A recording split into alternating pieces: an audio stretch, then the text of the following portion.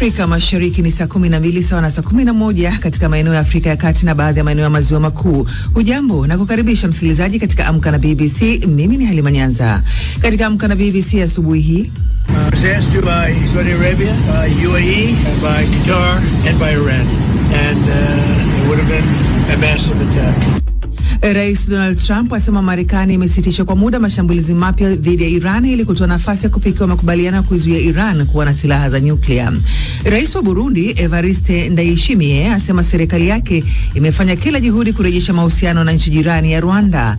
Na ikiwa imebaki siku chache tu Zambia kufanya uchaguzi mkuu, rais anayetetea kiti chake Hakainde Hichilema anakabiliwa na upinzani mkali kutoka kwa muungano wa vyama vya upinzani.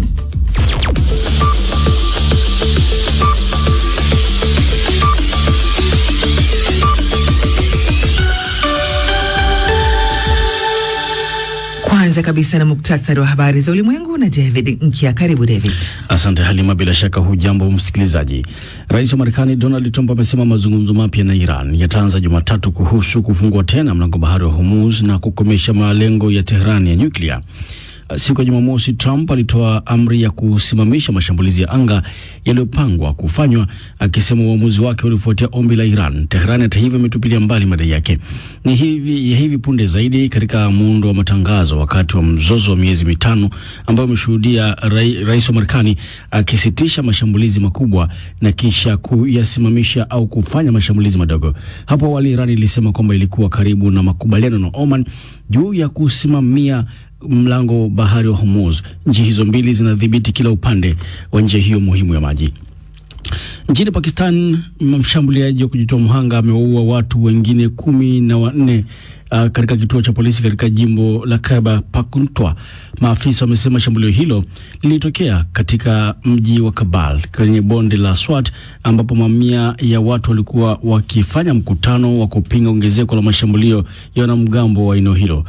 Takriban maafisa wa polisi 6 walikuwa miongoni mwa waliofariki na wengine 18 walijeruhiwa. Afisa wa polisi wa wilaya ya Swat Mohamed Umar Khan alitoa taarifa hiyo. Katika tukio hili kuna maafisa wa polisi waliofariki na wengine waliojeruhiwa pamoja na raia. Usalama wa ngome za polisi na mitambo yetu yote katika eneo hilo umeimarishwa na kuwekwa katika hali ya tahadhari ya juu. Hatutaruhusu mtu yeyote kuvuka mipaka ya maeneo hayo yanayolindwa. To breach the perimeter. Kundi la kutetea haki za binadamu nchini Sudan linasema watu 35 wameuawa katika shambulio la ndege zisizo na rubani lililofanywa na jeshi la Sudan kwenye kikao cha mahakama ya jadi katika eneo la Darfur Magharibi. Makumi ya wengine wameripotiwa kujeruhiwa vibaya. Kundi la wanasheria wa dharura ambalo hufuatilia ghasia dhidi ya raia limesema shambulio hilo lilitokea katika kijiji kinachodhibitiwa na wanajeshi wa RSF. Hii inakuja siku chache baada ya RSF kupoteza udhibiti wa barabara kuu kati ya Khartoum na mji unaozingirwa wa El Obeid katika jimbo la jirani la Kordofan. Na tetemeko la ardhi lenye ukubwa wa Richter 5.4 limetokea karibu na mji wa Suez nchini Misri. Kituo cha Ujerumani cha utafiti wa sayansi ya ardhi GFZ kimesema tetemeko hilo limetokea ndani ya umbali wa kilomita 10. Waandishi wa habari katika mji mkuu wa Misri Cairo wamesema walihisi mitetemo mikubwa. Hakuna ripoti za uharibifu au majeruhi kufikia sasa. Hii ni BBC.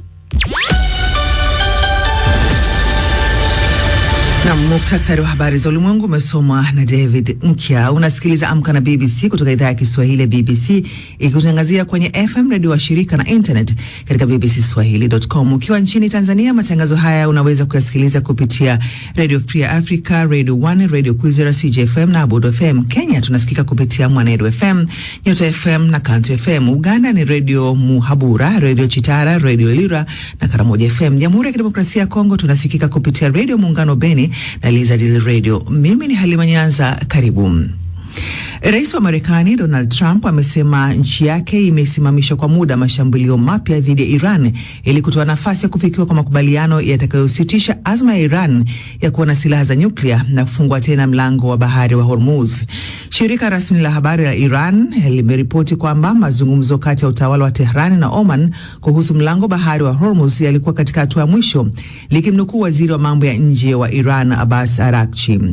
Rais Trump amekuwa akitoa mara kwa mara vitisho vya kuongeza mashambulizi dhidi ya Iran yaliyoanzishwa pamoja na Israel mwishoni mwa Februari, lakini baadaye kuongeza muda wa mazungumzo. Hadi sasa mazungumzo hayo hayajafikia makubaliano ya kina na ya kudumu. Niliomba kufanya hivyo na Saudi Arabia, ufalme wa milki za Kiarabu, Qatar na Iran. Tulikuwa tayari kabisa kuanzisha shambulio hivi sasa muda kama huu, na lingekuwa shambulio kubwa sana. Tulikuwa tayari kuanza, lakini washirika wako wanapokuomba usitishe, basi inabidi useme hebu tuone kwanza. Na sababu walioitoa ni kwamba nafikiri kuna makubaliano kuhusu Hormuz, na kisha kutakuwa na makubaliano kuhusu suala la nyuklia, au unaweza kusema kuondolewa kwa silaha za nyuklia nchini Iran. Mimi nimetoa wito wa kuondolewa kwa silaha zote za nyuklia nchini Iran. Hatua ya Rais Trump ya kuonekana kupunguza mvutano baada ya siku kadhaa za vitisho na mashambulizi mapya kutoka pande zote mbili ilikuwa sura nyingine mpya katika vita hivyo. Mashambulizi yameenea kutoka eneo la Ghuba ya Uajemi hadi bahari ya Sham na hata kufikia kituo kimoja katika bahari ya Mediterranean nchini Misri.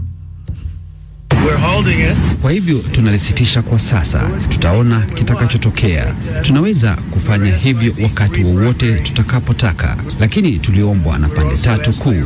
Pia tuliombwa na Iran kwa msisitizo mkubwa sana. Walisema wangependa kuwafikia makubaliano.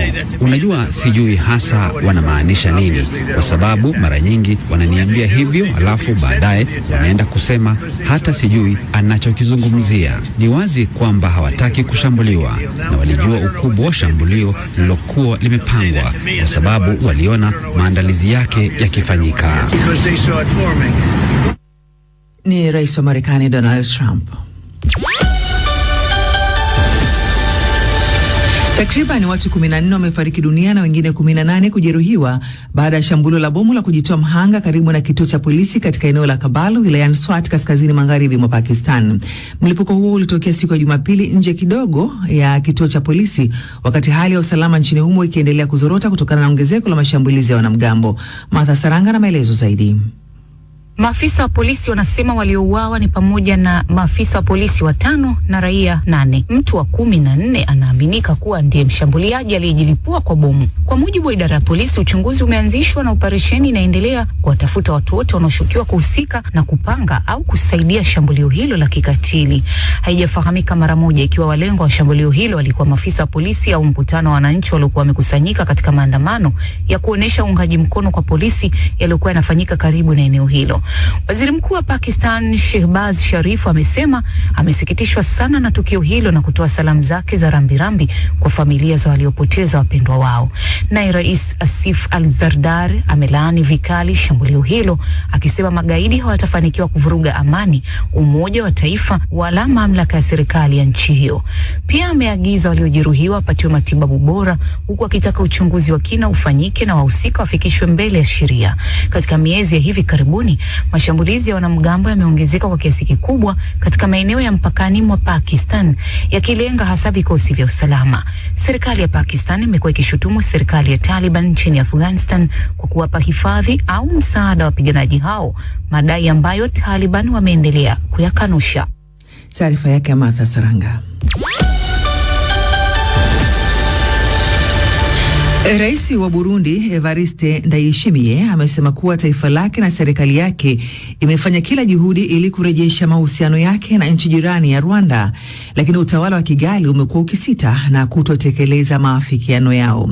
Ndayishimiye amekiri kuwa Burundi haikuwa na nia yoyote ya kuingilia kati masuala ya ndani ya Rwanda ama nchi nyingine yoyote, ila inataka kuheshimika kama taifa huru.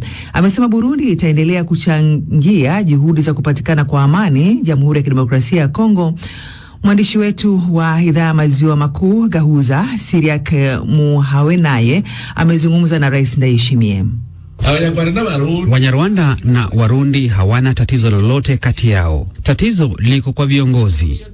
Wakati wowote ninapokutana naye namuuliza swali moja: bado nasubiri utekeleze yale tuliyokubaliana. Chochote utakachochagua ndicho tutachokubali.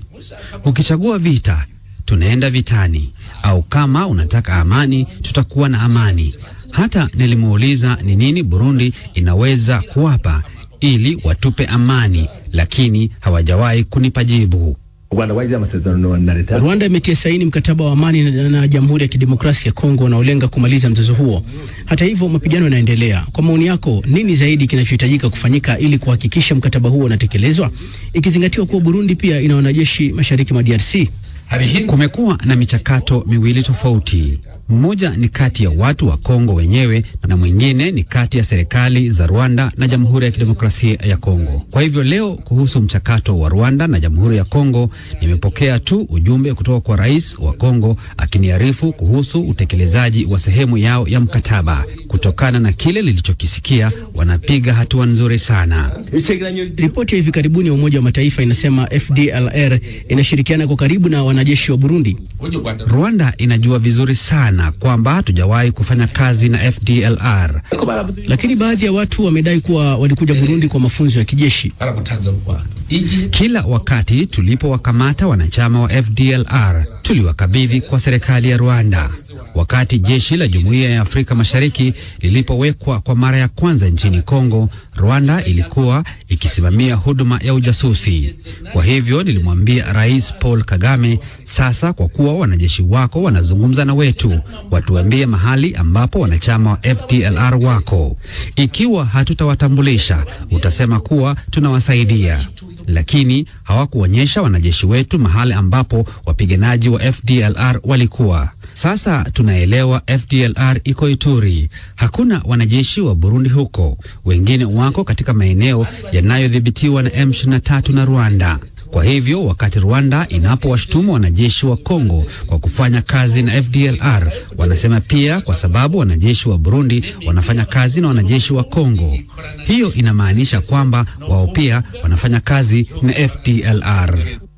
Ni Rais wa Burundi Evariste Ndayishimiye kama alivyozungumza na mwandishi wa BBC Gahuza Siriak Muhawenaye. Na sasa basi ni habari za michezo na Robert Kipto tena.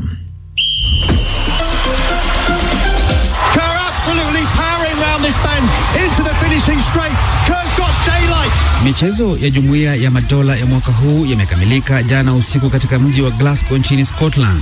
Australia iliongoza jedwali la medali kwa kujinyakulia zaidi ya medali 160, ikifuatwa na England, Canada na India. Nigeria kwa upande wake nayo imeibuka kuwa nchi bora zaidi barani Afrika baada ya kushinda medali 24. Sherehe za kufunga michezo hiyo iliongozwa na bendi maarufu ya muziki wa rock kutoka Scotland, Simple Minds. Wasanii wengine waliotumbuiza ni pamoja na rapa wa Glasgow BMZ na mwimbaji wa Australia Delta Goddard. Mji wa Ahmedabad nchini India pia ulikabidhiwa rasmi bendera ya kuwa mwenyeji wa mashindano yajayo ya Jumuiya ya Madola yatakayofanyika mwaka 2030. Bondia wa Ireland Lee Reeves amelazwa hospitalini akiwa katika hali mbaya ya kiafya baada ya kutolewa ulingoni kwa machela kufuatia pambano lake mjini Dublin siku ya Jumamosi. Reeves alikuwa akipambana na Gary Cooley kuwania taji la shirikisho la mchezo wa masumbi la kimataifa BUI la Celtic Super Lightweight, lakini aliangushwa katika raundi ya 10. Baada ya pambano hilo, bondia huyo mwenye umri wa miaka 31 kutoka Limerick alikimbizwa hospitalini kwa matibabu. Katika